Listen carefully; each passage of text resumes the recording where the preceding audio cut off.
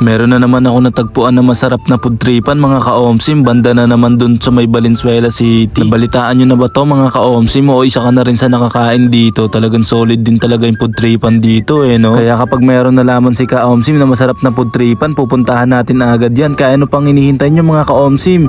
Let's G!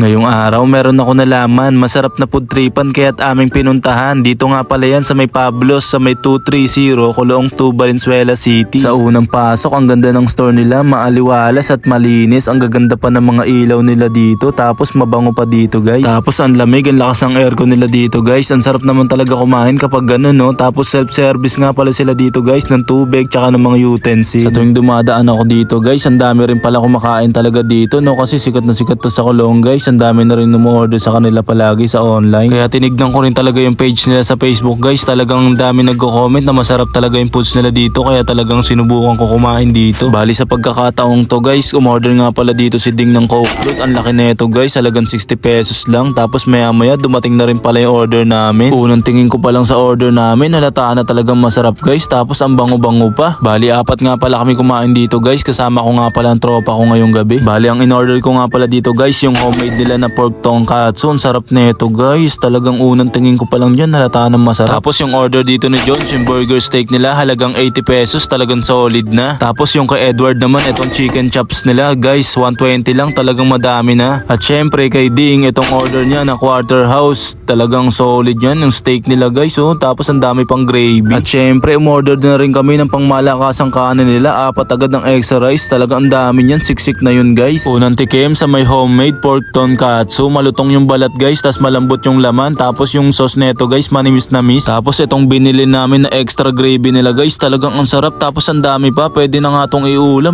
Talagang sarap yan guys. Parang bagay din siya sa may pork tonkatsu Talagang masarap yung gravy nila guys Extra gravy lang yan Guys, ang sarap. Damay na naman pati sinaing ng kapitbahay. Buti na lang natagpuan na naman ang pudtripan na to ni ka-omsim. Talagang pwedeng rin isabaw sa kanin tong gravy nila guys Talagang solid, talagang masarap. Tapos syempre nanghingi rin ako ng mga order ng mga kaibigan ko para matikman ko rin naman yung ibang putahe dito guys. At ayun, hindi naman ako nagkamali. Yung chicken chops, malutong yung balat, tapos malambot din yung laman. Tapos yung steak, malambot din yung laman, malinamnam yung sauce, lalo na yung gravy, talagang masarap. Talagang mapapa-extra rice ka dito ka-omsim. Kaya ano pang hinihintay mo? Try mo na dito sa may Pablos, talagang solid to. Ako na nagsasabi sa'yo ka-omsim na hindi masasayang ibabayad mo dito. Talagang masarap yung pagkain nila dito guys. Pwede kayo mag-order sa may online guys. Ilalagay ko yung Facebook account nila sa may comment section. Marami silang delivery riders. Pwede rin naman lalamove guys kung gusto nyo. Kaya ayun, isa na namang masarap na pudtripan ang ating nalaman at ating natikman. Kaya kung meron kayong alam na masarap na pudtripan mga ka-omsim, i-PM nyo na sa akin yan. Baka yan na yung sunod nating mapuntahan. Dahil food trip at good vibes lang ang dala natin. Muli, ako nga pala to si ka-omsim.